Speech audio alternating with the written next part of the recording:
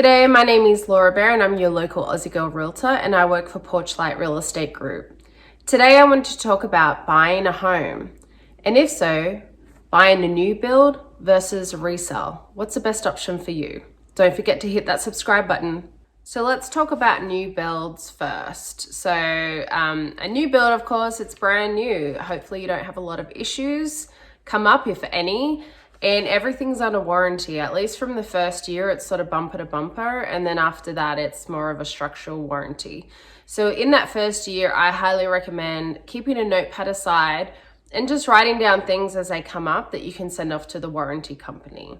So don't email them every time something pops up. Maybe wait for your 1 month checkup. And then, you get like, hey, this is a list of things that I've noticed since I've closed on this home.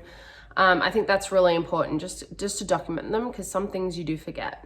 Another nice thing about new builds is you get to pick everything if you want, such as the lot, the floor plan, and all the finishes on the interior. Now that can be a very exciting process. More often than not, new builds also are more cost efficient in terms of, they have the triple pane windows.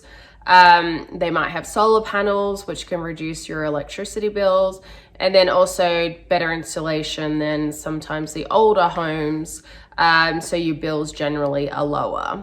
A con of a new build, I think, that isn't talked about much is the expenses, or the hidden expenses that you come across after you close. So for example, when I first moved to Colorado, we got a new build, but it was a spec home. Which means all the finishes had already been picked out for us. But we loved the lot and the location, which is why we went for it. But things I didn't realize, the cost of the fence, for example, we had to finish the fencing and put up the chicken wire because we have a little dog who can get out through the split rail fences.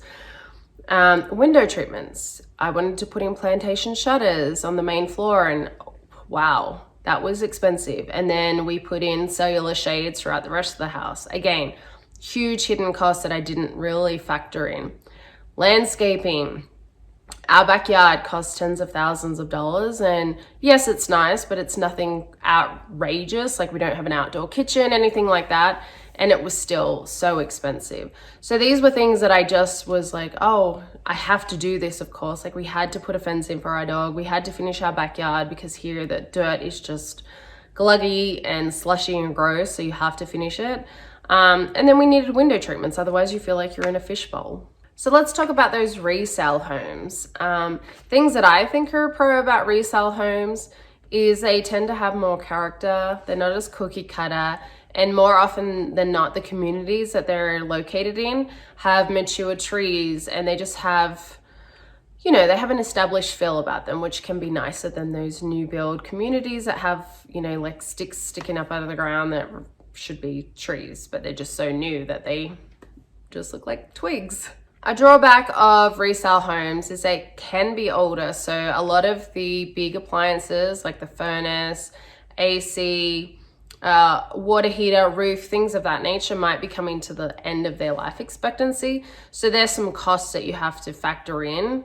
I always recommend to my clients, if they have a home where these big appliances or major appliances are kind of at the tail end of their life expectancy, get a home warranty and just keep that every year until these things kind of die, and then you can get them replaced under warranty. And then once they are fully replaced, you can stop paying for that home warranty, because then the new appliances have their own warranty within the company that installed them. So another thing about resale homes is they might not be as energy efficient as those new builds.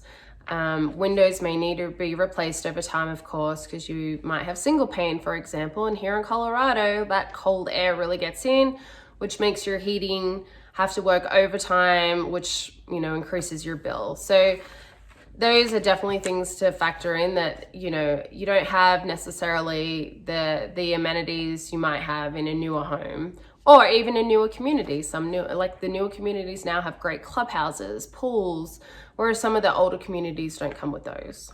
Ultimately, buying a new build versus an established home is such a personal preference. By no means is there a right or wrong answer. It's just what fits for you and your family. And I am absolutely here to help. I've lived in both an older home, newer homes, You name it, I feel like I've been there and done that, so I would love to chat about it some more, and I appreciate you watching. Again, my name is Laura Baer and I'm your local Aussie girl realtor, and I work in the state of Colorado.